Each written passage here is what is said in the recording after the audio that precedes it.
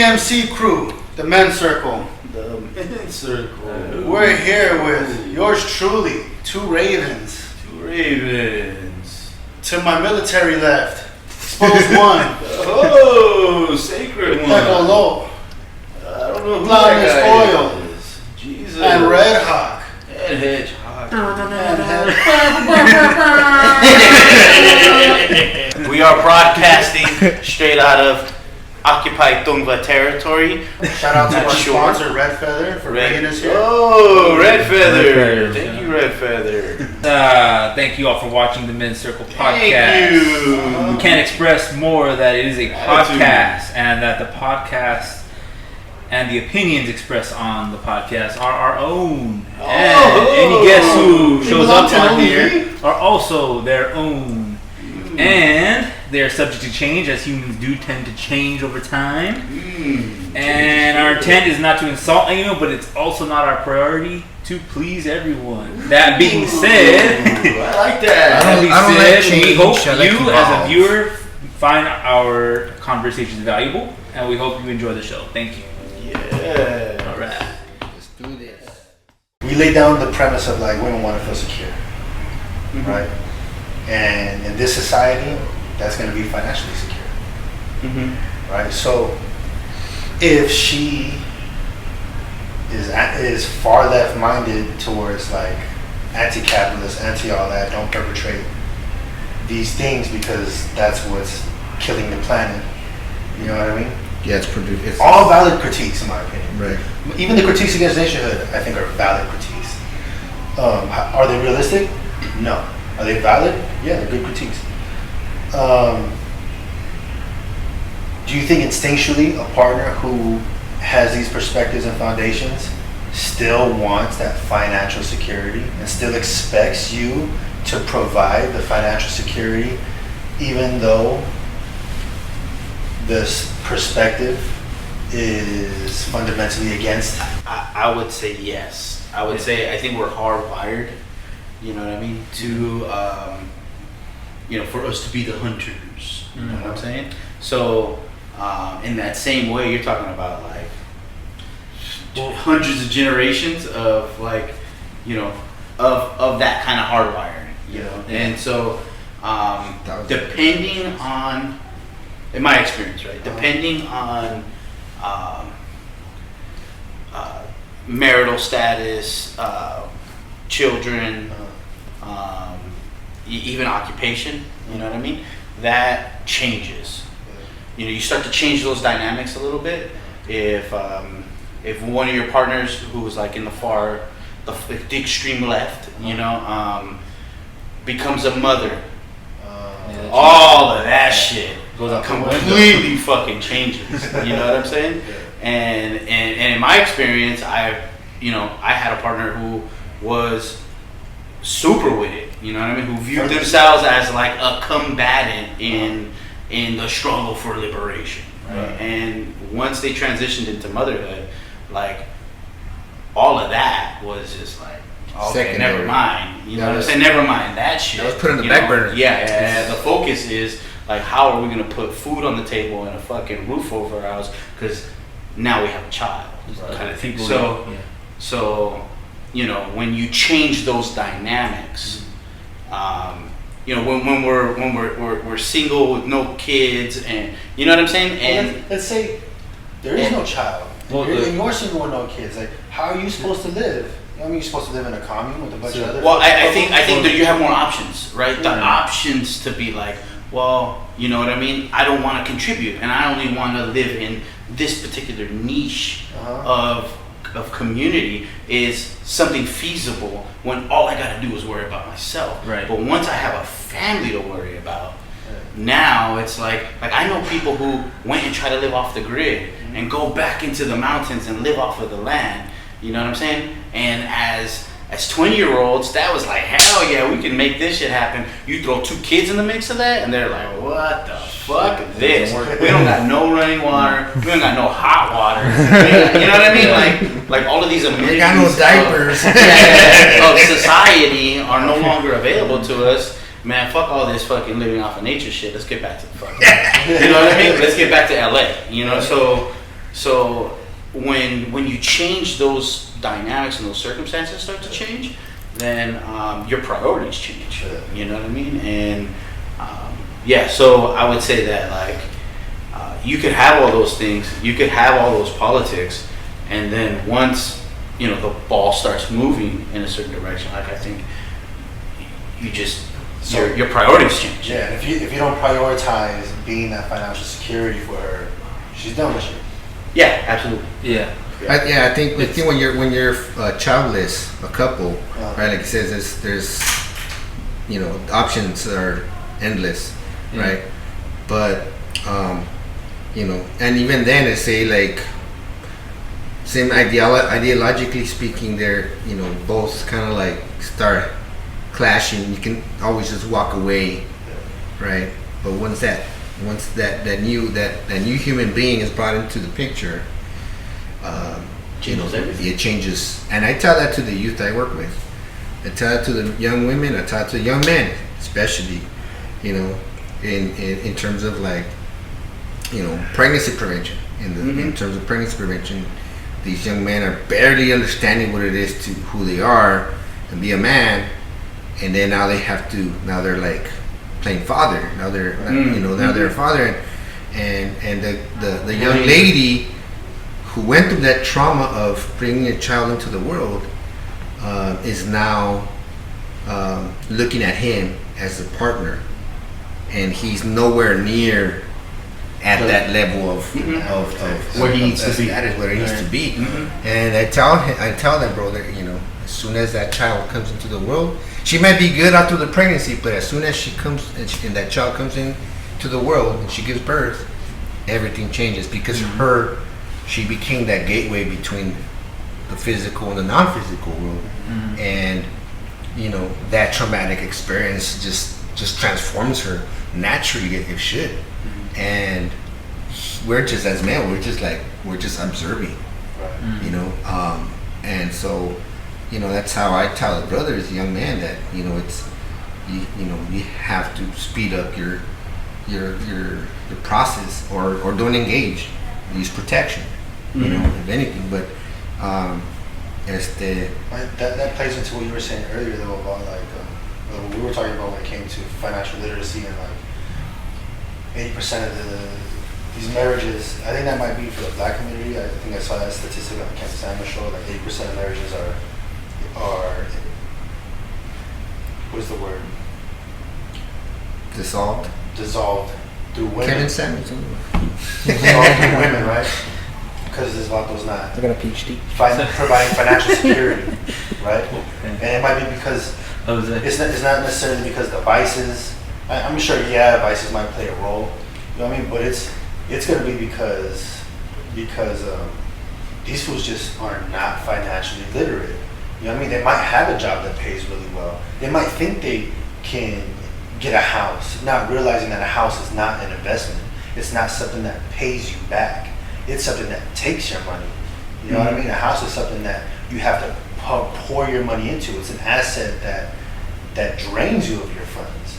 Well, that case is a liability, not an asset. Right. But it can be an asset. It could be potentially, right? It could be both.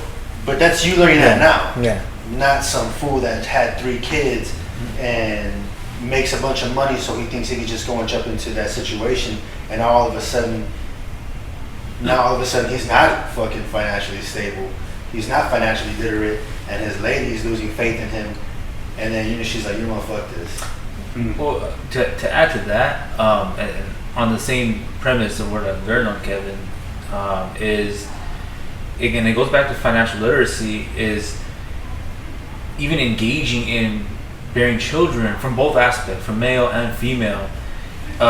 The willingness and acceptability, the accepting of becoming a parent is something that's just accepted, and it's not only in the black community. I see it in the brown community. You see it all day. Yeah. You see the 19-year-old with 2 kids already. You see that, and one thing Kevin likes to talk about, which I come on big, like I complete. These are the reasons. Like we were saying earlier, you take the good shit. You leave the bad, you take the good. Is why didn't you guys engage in marriage or some type of formal, commitment to each other before you had a child. And that goes back to, providing. That goes back to like, okay, well, if you're a man and a female, I'm also going to cite our own survey that we did. The majority, and kind of to answer your question, the majority of the women who had a little more radical points of views did still want something from the men. It wasn't a lot, and they kind of knocked their standards down as to what they want financially from their men, but they did want them to provide something. Mm-hmm. And that being said, when you don't have that security with the commitment, you shouldn't be having children, because now you put a financial strain on both of you, and that's why you see dudes dipping out, because it's not an ideal position to be in to provide for something that you can't even provide for yourself, let alone another person and their child. And then as a female's perspective, to allow a child to go to term, without thinking, fuck, I'm gonna have to pay for this kid my entire life. Mm-hmm. And it's just like the instinct to have a child is, I'm pretty sure, I'm not a woman, so I wouldn't know the fucking urge to want to have a child. I'm pretty sure it's a real thing, and it's a big thing, but we gotta like be aware of that, you know. And with the modern day and age, you have Plan Bs, you have condoms, you have all these billion things that we can do to prevent that. And we just gotta think, even it goes back to financial literacy, like even thinking about money when you make that decision, or even that commitment before making that decision to have a child. So I always tell them like the most important decision that you're ever gonna make is bringing another life into this world, right? So if you look at it like if you were gonna buy a car, what are the things that you gotta do before you buy the car? Well, you gotta get your credit up, right? You gotta get you gotta get a license. Mm-hmm. You gotta get, you gotta get your ducks. You gotta get your ducks in line, insurance, right? Before you go and buy the car. When you buy the car, they give you a month free of insurance. And then think about the difference in seriousness that you go from buying a car to buying a house. Yeah. Right? Now you gotta like really make sure your fucking credit's on. Now you gotta be able to like show where that you can pay the mortgage on this house and where this money comes from. And you got to get more ducks in a line to make that happen, right? So neither car or house is as important as bringing a child into this world. So you should have your car ducks in line, your house ducks in line, all your fucking ducks in line before you decide to bring another child into this world. How many ducks are there? That's the way. And I think where we go wrong is in our community is we go, well, nobody's really ready, is it? And it's like, well, look at all these broken fucking families. Yeah. You know why they're broken? Is because nobody got ready. Yeah. And we're just gonna continue that cycle.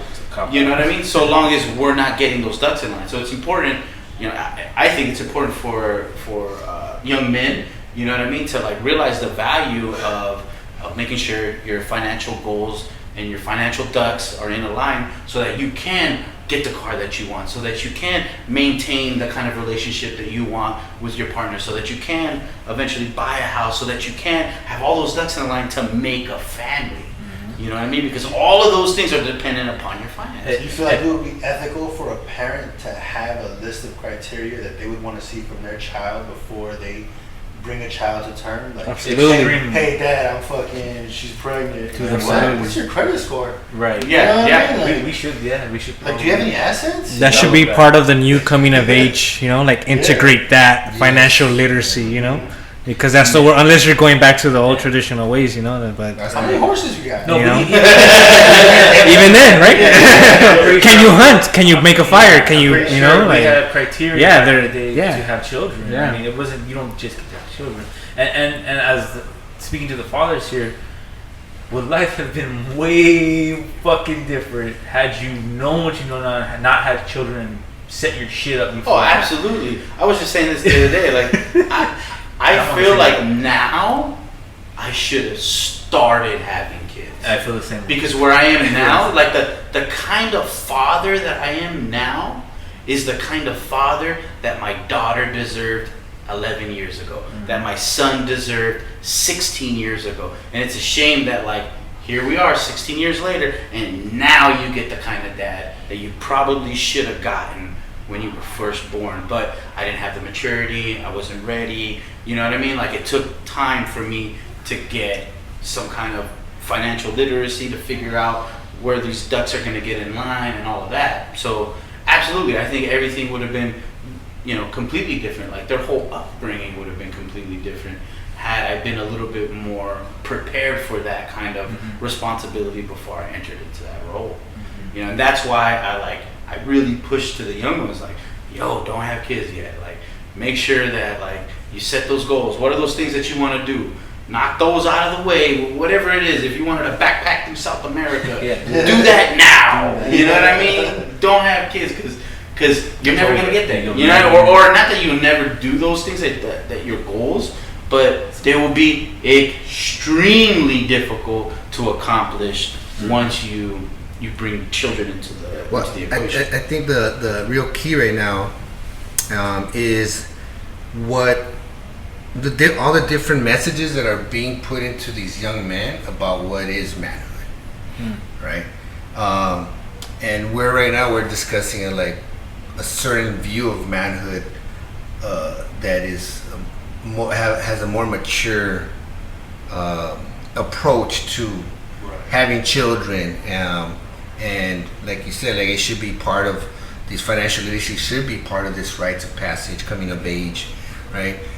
But out there right now with some of this alpha male, you know, I think there's it's being manipulated, but then also even in the hood is the hanging out with the homies to do nothing really.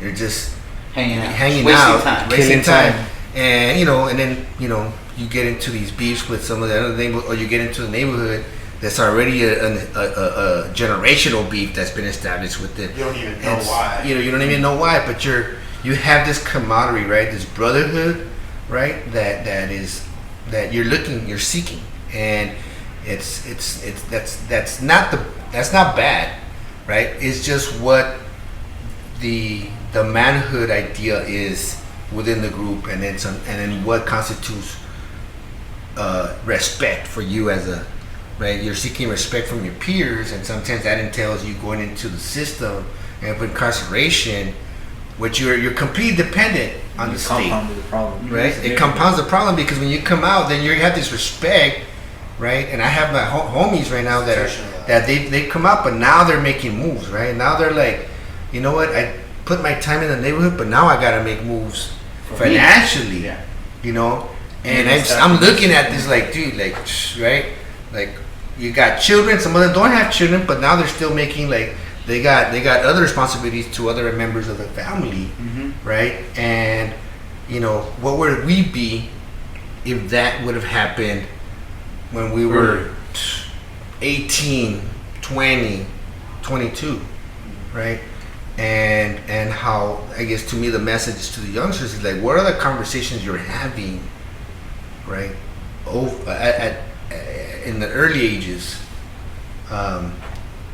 that are keeping you back, and so I guess for me is like, I think financial literacy is something that we always, you bring out a $100 bill. Who wants this?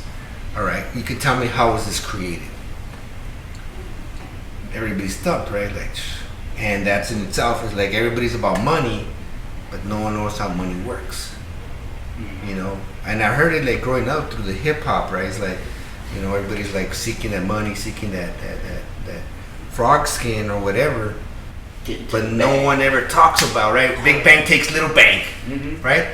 Well, what bank is the big bank? Well, the Federal Reserve, and that one, but no one, that one takes all the other banks, right? And then going back to 2008, how some of the bigger banks actually did take over the smaller, the little banks, right? Consolidation, and how all that, I saw that, like, damn, this bank took over this one, that bank took over that, and they actually killed Lehman Marcus, or Lehman Brothers, Lehman Marcus. Lehman Brothers, right? And Bear Stearns. Who was like a institutional big shot. 100-year-old bank. Yeah, for a long time. You know, and so like looking at these things, you know, these conversations, at least in the beginnings, is like what is key? I guess my question would be like, for a youngster listening right now, what are the key, the beginner topics to look into to start that process? The initial criteria for financial literacy. I would say first of all is to start saving. Start saving and being disciplined about how you spend your money. That would be the first one, because then when you can start saving, then you can start investing it, you know, into whatever it is that you want. What about study? Like, what would you say? I would say credit. Oh, credit, same thing. Because when you want to buy a car, like one thing that I fucked up in was like when I got my first vehicle, like it was a used car, but it was still like off the lot kind of thing. Like I didn't have no credit, you know. So like my APR was 24%. Jesus Christ! So you know that means for those that don't know,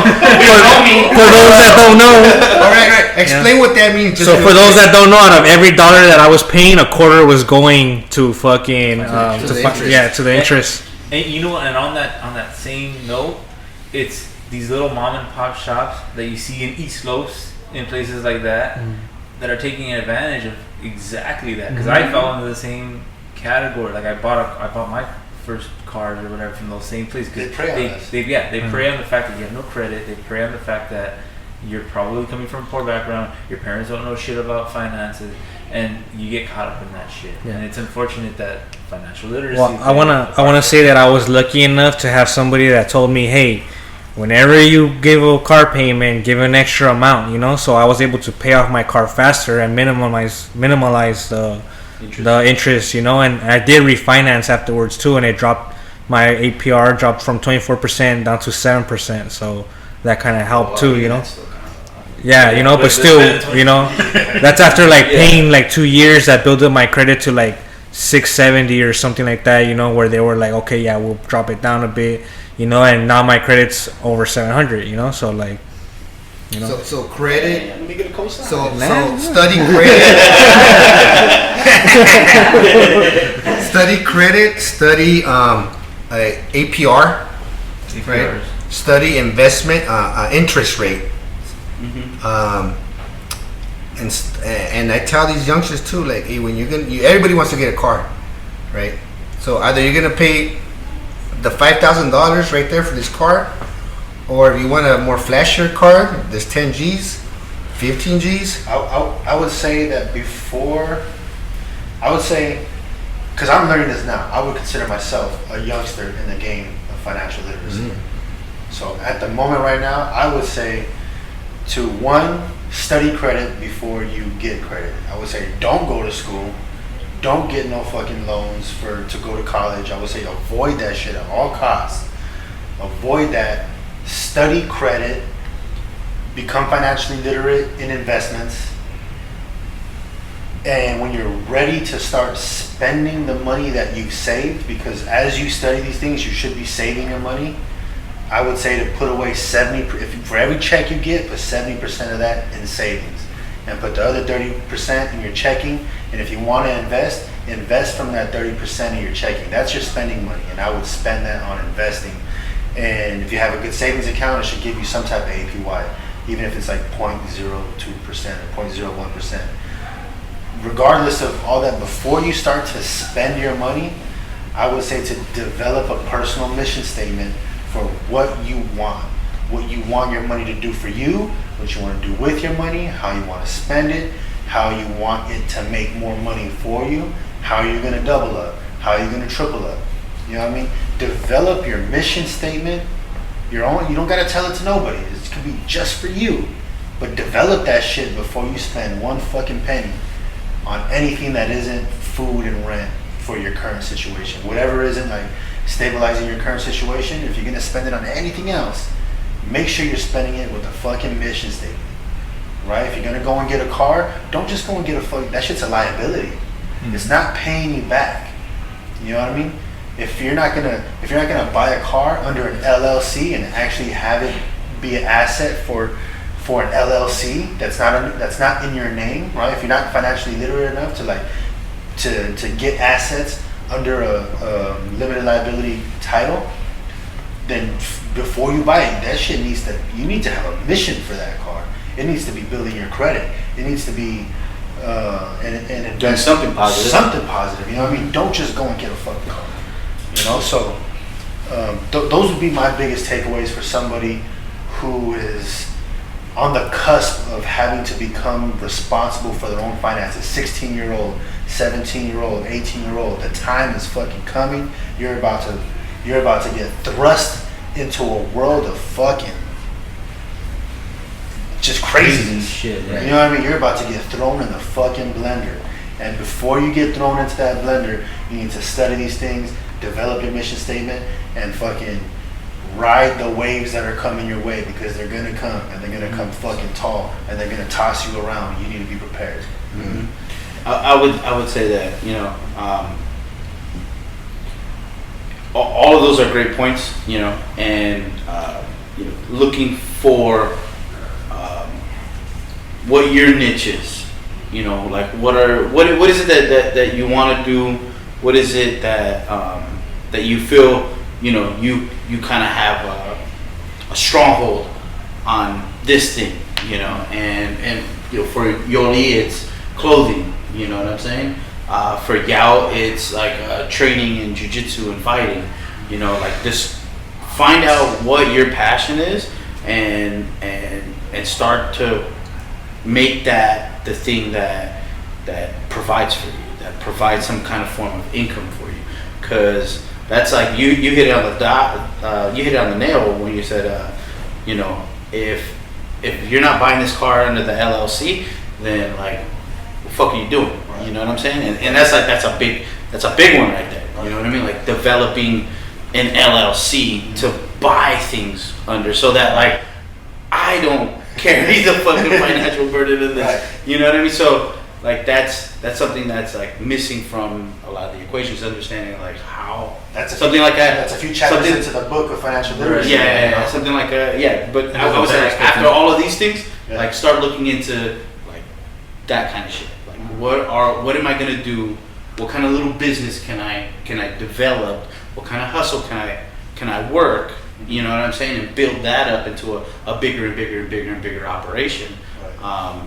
And really start to put your ducks in a line like that, because once you get there, you know what I mean, like then a lot of shit starts opening up. You know, then like understanding like the difference between the LLC and an S corporation, you know, the tax differences, and like all of that shit starts to like really matter. Mm-hmm. So becoming literate in like how corporations work and how that kind of, you know, how these things operate. Yeah. You know, is super important. You know, super important for you to understand that. My real quick take on it is, I read the book Rich Dad Poor Dad. Which it? Rich Dad Poor Dad. Rich Dad Poor Dad. And that's a book that my dad wouldn't shut the fuck up about. He would tell me constantly to read it, and I finally did. I didn't like the book, to be honest, but there was one thing out of there that I got that was very like applicable to anybody, and that's buy assets and avoid purchasing liabilities. And that's something super simple. It's very simple. And when I say that, I mean like, even you guys are kind of starting to go into the depths of the chapters. I mean, you can even talk about incorporating yourself, which is even better than LLC, and tax evasion at that point, legal tax evasion. But the point I'm trying to make is whatever you buy, it's gonna have to make you money. So something as simple as education. You bought books about learning how to invest in these things, understanding all the literacy aspects of it. You're losing money, but how much is a book compared to actually going and jumping money into things? The knowledge you get from simple things like that, like books, real sources. YouTube could take you so far, but a lot of these dudes, I've seen some of them say some fucking wrong things. And I've seen some TikToks that are straight capping. And will put you in bad predicaments because I read the real shit about it, and it's like, oh no, you don't want to do that. So my thing is, just buy assets. Assets means anything that can make you money. So knowledge can make you money. You learn how to fucking read a book about mechanics, you become a mechanic, that's gonna make you money. You buy a car because it's gonna get you to a job that's gonna significantly not only pay that car payment, but also give you a shitload of money extra.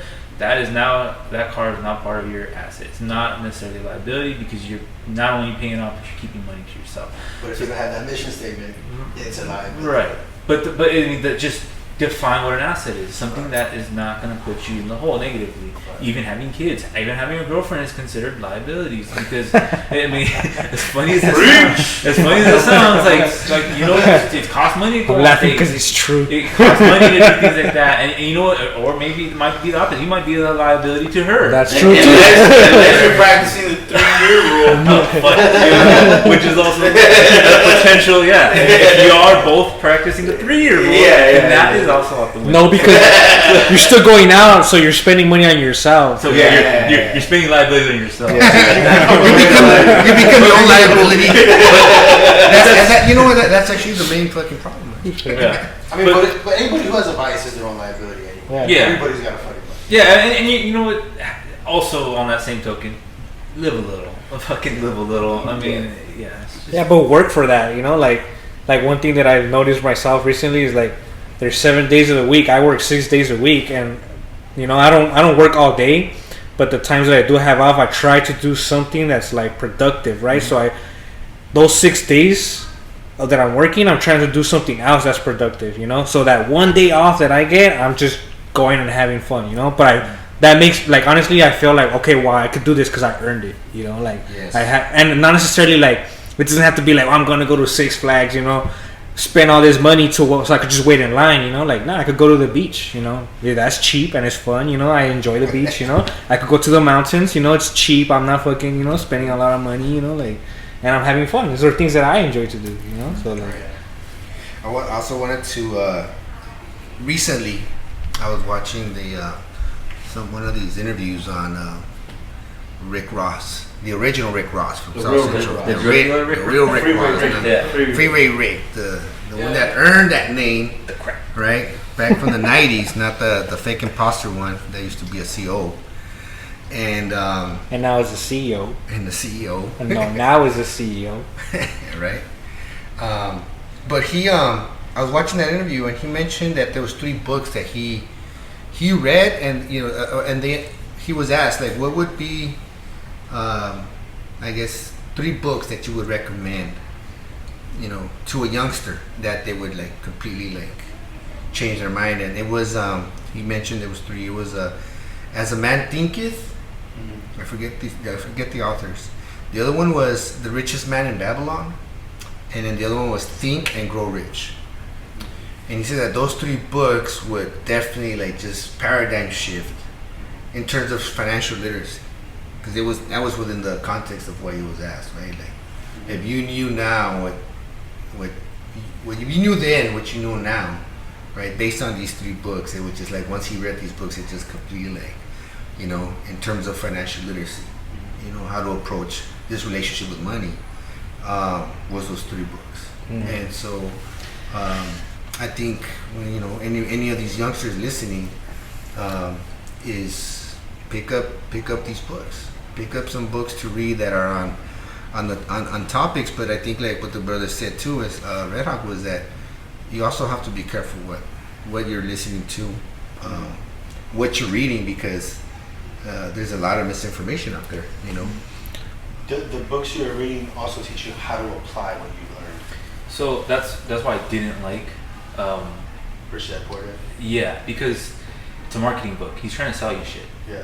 And he gave you just an example of how he got into capitalism and how it benefited him, and his mentor, how it benefited him.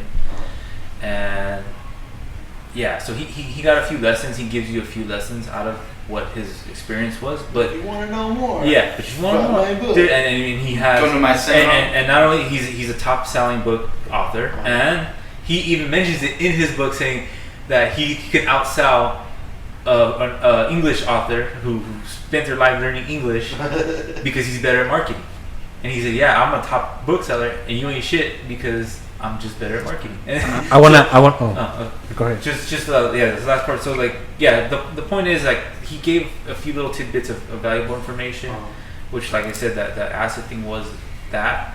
But because of that, I was like, okay, good. Well, now with that information, I was able to go and seek out other books that were teaching me those things. So like, for instance, the Blue Ocean Strategy.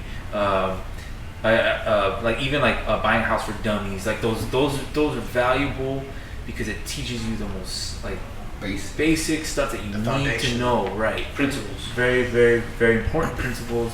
How to build credit. I mean, you could literally Google how to build credit book, and then there'll be fucking 10 of them. Just pick one that has a good rating on it. You know, you're gonna learn how to build your credit. You're gonna learn how to buy a house. You're gonna learn all these things that is very simple and very Googleable, and you just learn it. I like that word. Googleable. Googleable. Okay, I want to add. I coined that. We're talking about buying cars and buying houses. I want to finish your statement real quick, and to close the show, we can give our top 3 takeaways. And everybody just go around, and to close the second half of the show, we'll just all give our top 3 takeaways. All right, I think this one's really important. Because we're talking about buying stuff, assets, right? One key thing is learn to negotiate.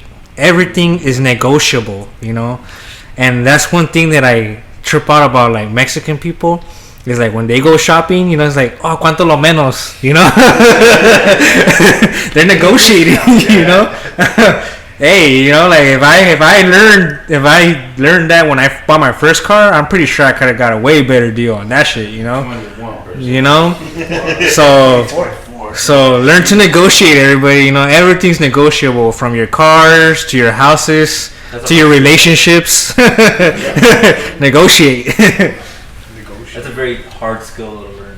I have a problem. Practice. Yeah. One thing that I learned on EYL is that as you're learning all these things, it's very important to start implementing them and putting them into practice, because that's how you're going to learn. Yes, you're going to fail, and never risk more than you're willing to lose, So like always, little by little, I think I've always shied away from negotiating because coming from like the hood, from people who I think deserve the money they're asking for, it's like it's not a good taste to negotiate with like my peers who are working hard for. Yeah, but you're not gonna buy a house from somebody that's selling raspados, I understand that. Yeah. Like, because I feel you on like you're not good at it, or I think there's a reason that holds back. There's the reason why I hold back, and the reason why I'm not good at it is because I don't practice it, and the reason why I don't practice it is because you're not in that arena. I'm not in that arena. It's not a good taste for me to negotiate with the people I'm buying from because they're my peers. Yeah. Right. You know what I mean? But I've never been in the arena where to buy a house, to buy a car. I've never been in that next tax bracket with people who it is in good taste to fucking negotiate with, because those fools are all sharks and pirates and swindlers too. Yeah. I'm gonna make a very unpopular, controversial point right now. But that was before, like, it was something that I kind of looked up, and I go get the free PDF version of this book, maybe, but it's The Art of the Deal. By who? By Donald Trump. By Donald Trump, right? And it's he talks about president. negotiation. Negotiation. It's like sometimes you have to look at it's take the good and leave the bad. It's like he went bankrupt on this and that, and it's like he knows how to use that system. He knows how to manipulate it and use the laws there to get ahead. And then we're on our side, we're looking, oh, that's a bad thing, right? As if we're like, we want to go by these laws that are so fucking benefiting us. Benefiting, right. that, fucking other factions of the fucking elite. You know, and we're like, because we're going by it, but like no, dude, like learn that, apply it, see how we can use some of that to get ahead and bring some of the resources to the community. He used it for his family and whatever, and he used it for his community, for his family, you know, for his country, right? And now we look at that like, oh, that's a bad thing. Oh, don't even bring that fool up. It's like, well, I'm not advocating for him to vote for him for president or anything, but you know, sometimes. So you know, but I looked it up and I was like, fuck. I was like, damn, some very interesting topics on the context, you know, on the. Well, it's like what Khalid Muhammad said, right? The good doctor. You know, if the devil brings you good information, take the information. Take the good information and leave it bad. Yeah. You know, so three takeaways. Let's start from over there. All right, my 3 takeaways are, well, like I said, I'm gonna take my own. Buy assets. That's number 1. Number 2 was, and actually we didn't really talk about this, but it's okay to fail in this process. I think that's a big one that we didn't really. I don't think any of us mentioned, but I've lost money. I think I was the first one here to invest in Bitcoin, and yeah, I lost pretty pennies in Bitcoin, and now I can see those errors. I can see the problems now from far away. And then my third thing is share your knowledge with the people you care about. I think it's really important that we pass on our knowledge, especially financial literacy, because it's non-existent in our communities, non-existent in our families. So be that rock for the youngsters. Be that rock for your kids. Be that rock for even an adult, even an older person, an older aunt, an older uncle, or mom and dad, whatever. You might learn something that they would have no idea about, and you might hook them up even now. And with that, just share the wealth. Share the wealth, because what's the point of all this if you're not going to share the wealth? I've actually made YouTube videos on like how to mine a specific coin that was almost non-existent, and it's free information, and people will be able to make money off of it. And that's what I mean. Like, same thing with like any kind of thing that can make you money or some type of skill set. Teach it to people, because it's only going to help all of us, in the long run. And yeah, those are my 3. I don't know if this ties in with financial literacy, but it does tie into. I mean, this can help you, I guess. But like, it's just like things to do, right? As a regular, to build into a routine, right? Is like make a plan, work the plan. Stick to it. Consistency is key. Finding something that's like alleviating, like something creative, that keeps you creative, and one that keeps you informed, because those 3 things are gonna help a lot in your development as a person. And I think that like, on the long run, it could be beneficial to whether it's your financial literacy or your emotional health or your mental health. You're just gonna see change in yourself it's gonna feel great. So if those are some things that anybody could take, it would be that. So for me, I think one is the one I mentioned was, understanding relationship with money. Right? Are you using it, or is it using you? The other one would be the self-discipline needed to not get caught up in the vices. Where capitalism really is good at just keeping us in that stranglehold, and it's just ever perpetuating,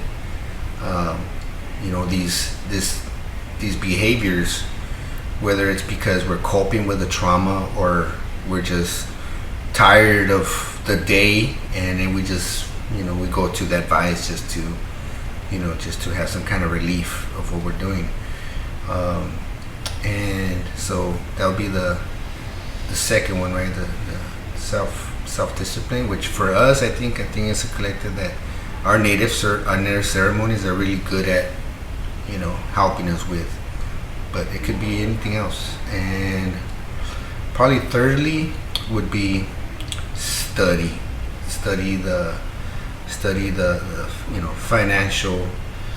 I think financial system is really broad and different aspects to it.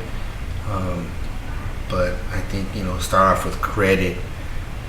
Then we can grow into like other aspects, like how does the market work, and study banking, and you just kind of like little things like that. And something I didn't have growing up was YouTube, right? You don't have to even read a whole book now. You can buy the book and actually read along as they're reading it on YouTube or whatever. So it's we're very fortunate in these generations to have a lot at their reach, and just look at some of these this website that Lanshkoy was talking about, Earn Your Leisure, and just study some of the videos.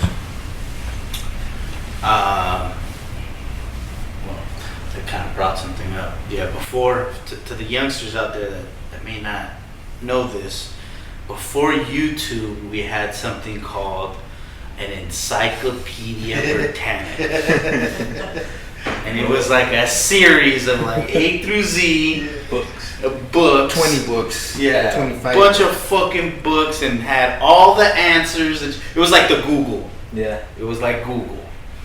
But it was in a series of books. Google Encyclopedia. Yeah, Google Encyclopedia Britannica. I guess you can compare it to Wikipedia. Yeah, so 3 things. One thing that Lucas had brought up was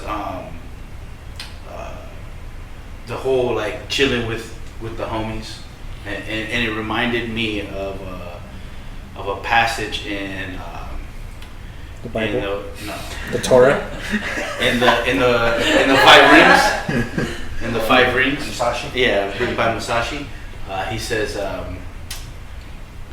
Tekashi. don't do anything useless.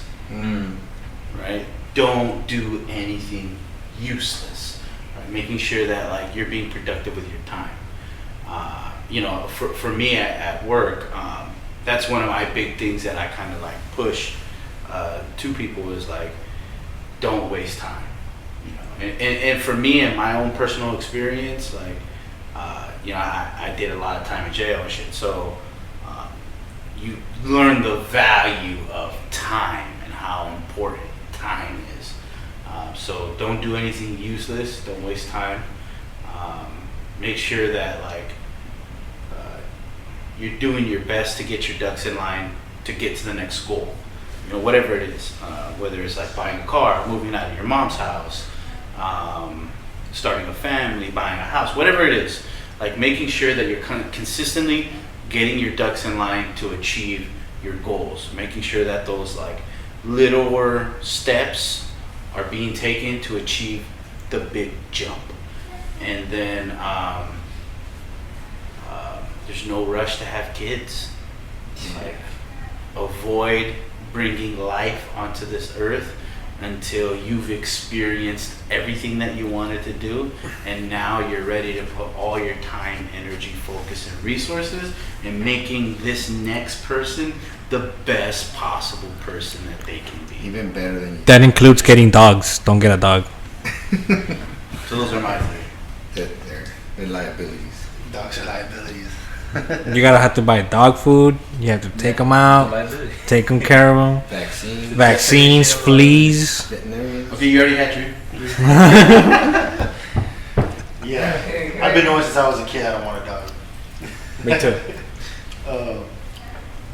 I can't wait for the day where I get to live in a dog-free environment. I'm fucking praying for the day for Jesus Cristo. so long. Just fucking please, whoever's listening. Okay, es un indio. Top 3 takeaways. It's hard because it's like my top 3 takeaways have already been said, and then my secondary top 3 have all been said. So like Just repeat. Yeah. Well, just whatever. Yeah, whatever you take away from it. So I would say my top 3 biggest takeaways are.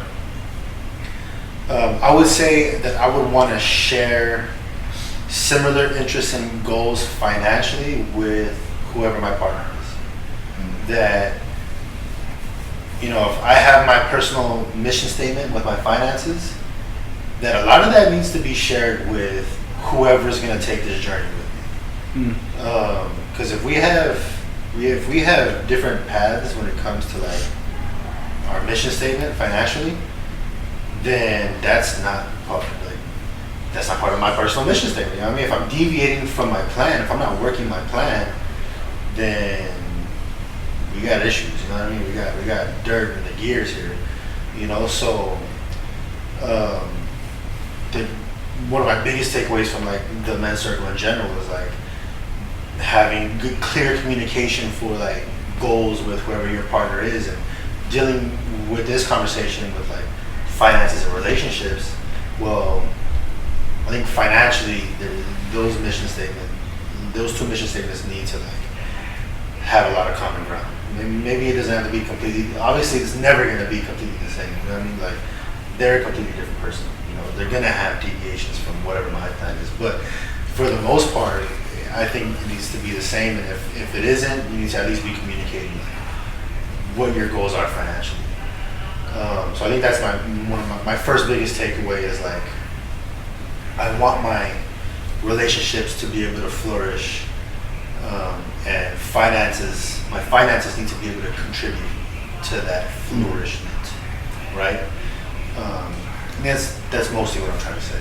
I think my next biggest takeaway is that on a macrocosm, as a people, if we're going to claim sovereignty, we're only going to do it through nationhood. We're only going to do it through nationalizing. If we're ever going to govern the soil of which we are rightful heirs to, which is currently occupied by the United States, we are going to have to nationalize at one point or another. And in order to do that, we need to be financially literate. I don't possess the one mind that is going to create that for our people, and nobody in this room does. It takes a collection of great minds that are not just financially literate, but politically literate, culturally literate. You know what I mean? Like, it's going to take a group of people who have been cultivated to the point where they can create a nation, and financial literacy is going to be one of those pillars. Because once we begin to govern ourselves, we're going to have to be able to govern our affairs financially amongst and within our nation, right? And with other nations. And to be able to have relationships with other nations, right? And again, financial literacy and relationships is going to play a part on the macrocosm when it comes to, you know, how much trading we're going to do with our brothers in Cuba. So In Venezuela. you know what I mean? So I think that's my second biggest takeaway is that we need to be financially literate in order to start moving on to the next steps for nationhood. You know, if we can't check that fucking box, then we're never gonna reach that goal. We're just gonna be stuck here in the state that we're in. And I think my third biggest takeaway is that I'm realizing how much I don't fucking know about this shit. You know what I mean? Like, I'm realizing that I need to fucking learn a lot. You know what I mean? Like, I need to learn so much in order to be able to apply any of this in my personal life. You know what I mean? Let alone be able to spread the knowledge. Like, I'm realizing in the midst of the hour and a half, 2 hours that we spend here that I don't fucking know. I know fucking this much in a fucking ocean. I know a water drop, an ocean of knowledge that I need to fucking learn. You know, and that's kind of intimidating. You know what I mean? I don't want to waste my time. I don't want to, like Musashi said, you know, have my time be useless or wasteful or whatever. So I need to fill it. I need to fill that time of becoming financially literate, politically literate in a lot of these arenas, just for my own personal like well-being and growth and advancement of myself. So that hopefully one day I can share the knowledge with my peers. But my third biggest takeaway is that I don't fucking know a lot when it comes to this. Like, I know very little when it comes to this. I just wanted to say one last thing, that there was this one individual back in the day that really I saw he was really like making moves like that, and so I gotta give him a shout out to it was Red Feather. Oh, Red Feather. Dude, that guy was back in the day. He was out there already like pushing hard. Yeah, pushing hard, man. He had to plan everything, bro. He was making. And we gotta hit that fool up. Where would we be without Red Feather? Honestly, damn. Where would the world be without Red Feather? Think about that. Vietnam, Korea. Anyways, well, I think that kind of brings us to an end here. I hope our viewers out there got some little nuggets. Some gems out of this. Especially the young men out there. So with that, I think it's gonna be our show. Just let me throw something real quick. Just I'm willing to throw myself out there. If any of you listeners, have any questions, you can shoot them my way. I'm not saying I'm an expert by any means, but any knowledge I have, I will gladly share. And same here. Okay, well there you go. We got two so far. I'm not saying it for everybody, but me personally, y'all want to shoot me a message. Feel free. So yeah.